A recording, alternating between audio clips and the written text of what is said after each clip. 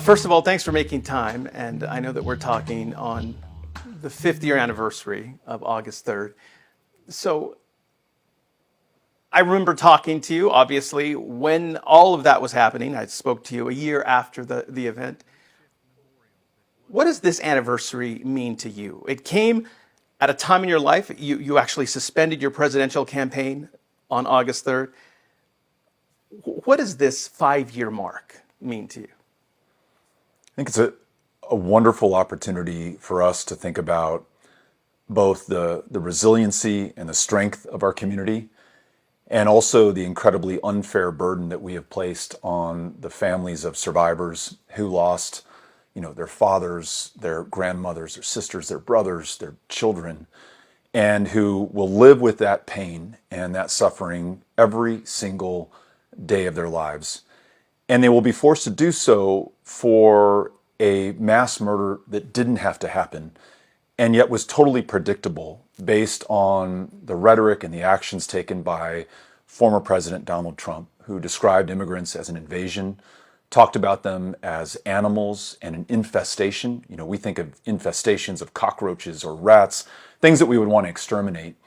So much so that he inspired somebody to travel 600 miles from Allen, Texas with an AK-47, who posted ahead of time that he had come to repel the Hispanic invasion that he had heard about.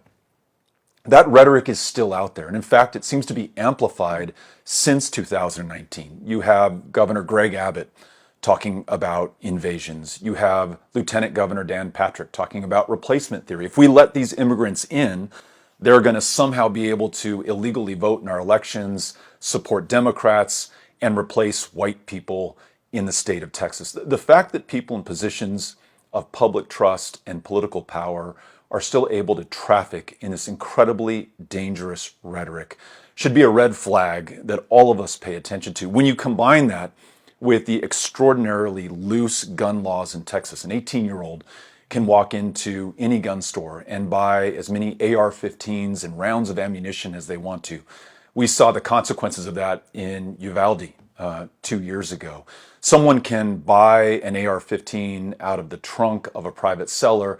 We saw that in 2019 in Midland and Odessa, and too many people lost their lives because of that. There's no red flag law in the state of Texas, no universal background check. So there are common sense things that we can do together to make it less likely that we have another August 3rd happen anywhere in Texas or anywhere else in this country. And really no place on the planet is better positioned to lead this conversation than El Paso, Texas.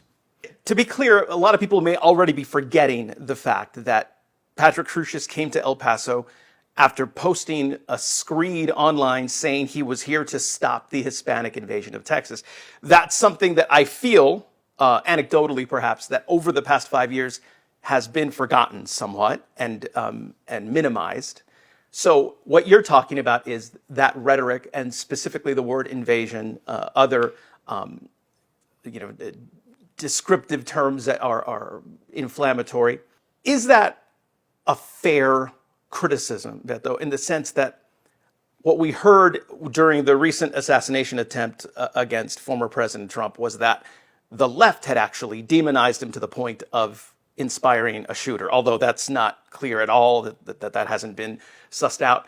But is it fair to say that if people are using the word invasion, as the governor has used, as former President Trump has used, that it's, you're responsible for the acts of an unbalanced person?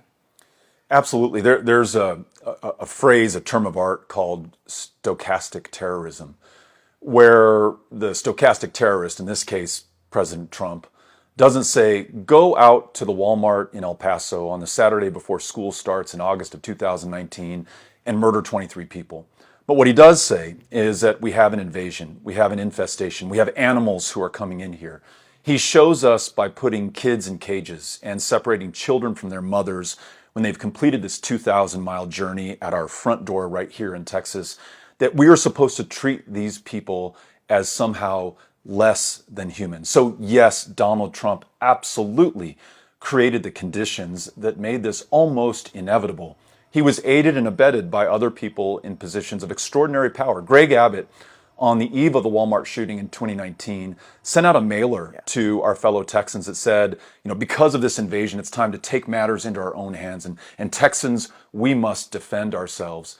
This military rhetoric that is matching people who are fleeing absolute brutality and deprivation, taking their lives and the lives of their children in their own hand to make this journey to this country because they literally have no other choice. It is absolutely beneath us. It is inhumane, it is cruel, and it has produced the political violence that we have seen in El Paso, that we saw in Buffalo not too long after that, following this great replacement theory.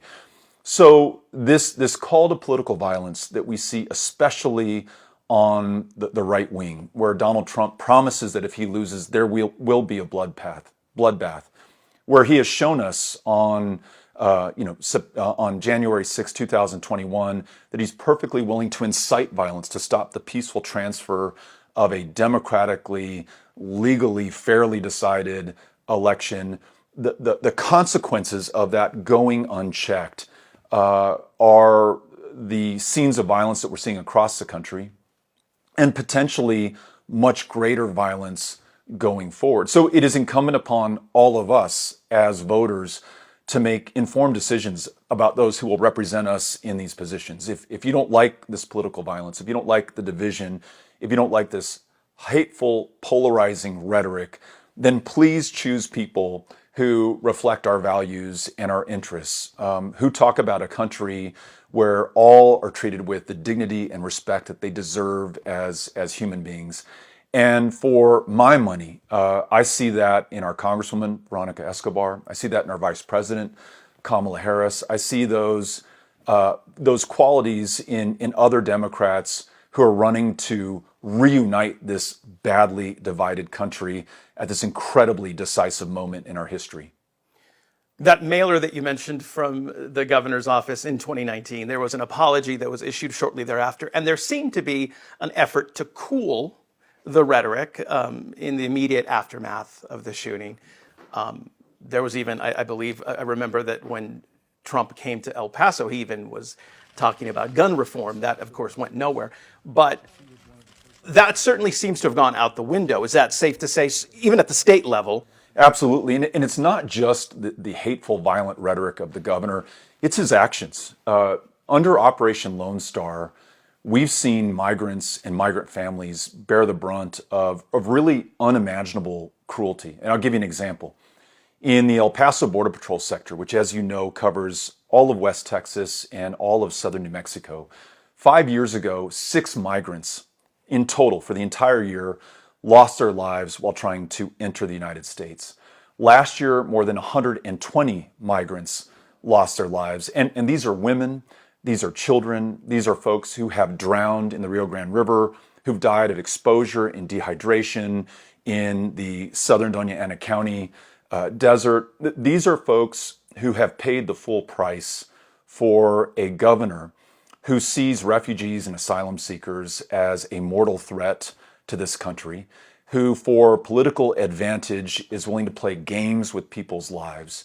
And if there's a place in this country that can respond to that effectively, I think it is El Paso, which is one of, if not the safest cities in America, one of the strongest, most successful places anywhere on earth, not in spite of the fact that we're a city of immigrants, but because we are a city of immigrants and because we treat one another with this fundamental kindness that I think distinguishes El Paso from almost any other place that I've been to. It makes me so goddamn proud to be an El Pasoan, and I want that message and our story to be conveyed to the entire country. Because if we fail to tell our own story here in El Paso, Donald Trump will tell our story for us.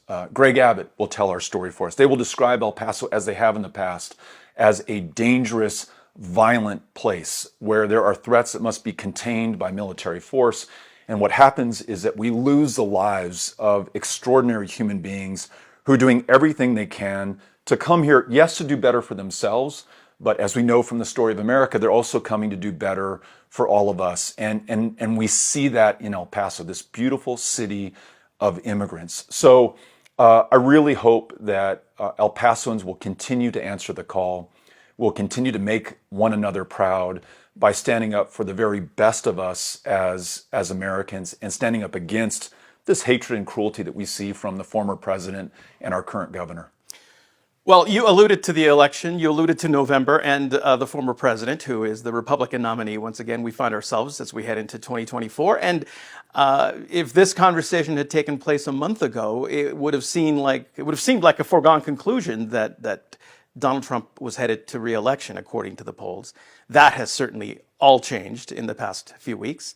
What are your thoughts on what's been just, I guess there's no other way to describe it, but like a historic turn of events when it comes to the Democratic Party, Biden stepping down, Harris seemingly rising to the top of the ticket? How do you feel about all this? It's the best time in a long time to be a Democrat in America.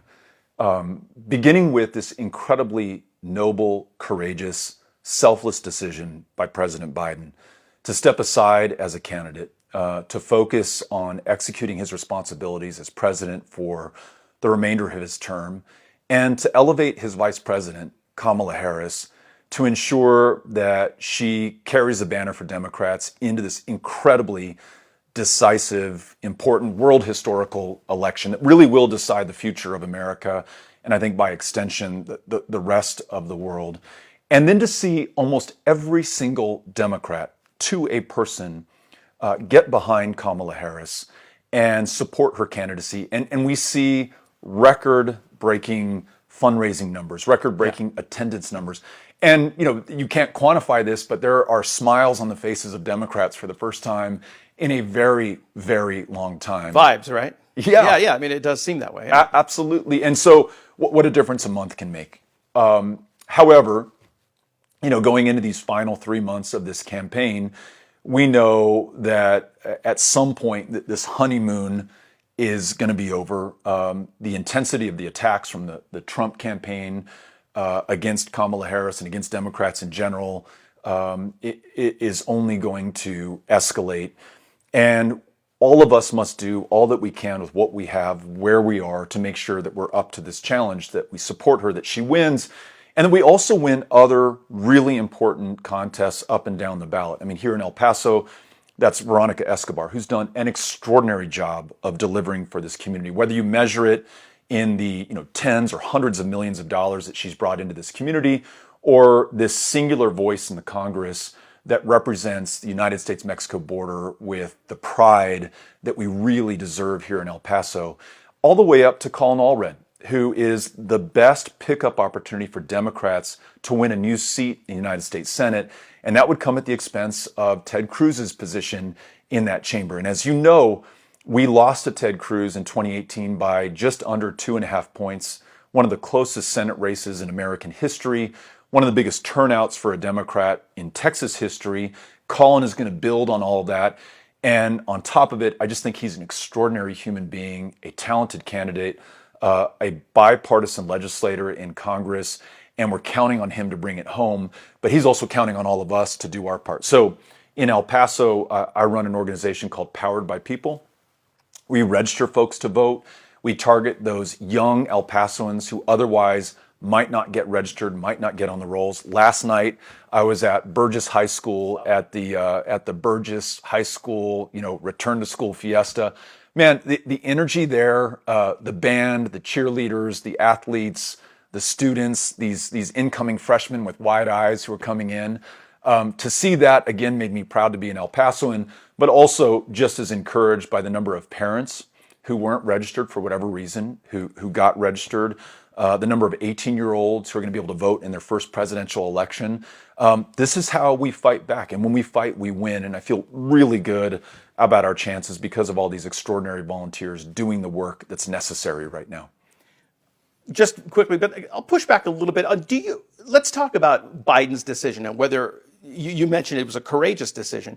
But how do you feel about the argument or the criticism that this decision should have made courageously a year ago, should have been made, because if Harris becomes the nominee, she has like 100 days to run a campaign. Yeah.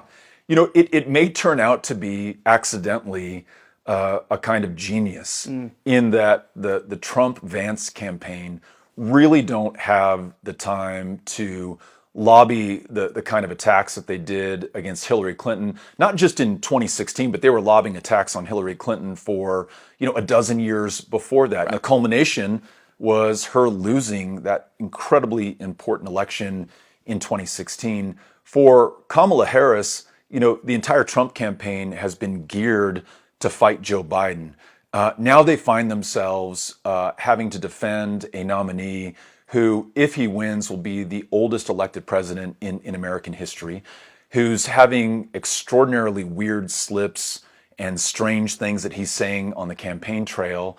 And really the bizarre behavior of his vice presidential candidate, J.D. Vance, has sucked all the oxygen out of that campaign at the same moment that Kamala Harris is ascending, not just in dollars raised or attendance at her events, but in her polling numbers, where nationally she has pulled even to Donald Trump, and in battleground states, she's beginning to pull ahead. So I don't know all of the factors that went into President Biden's decision.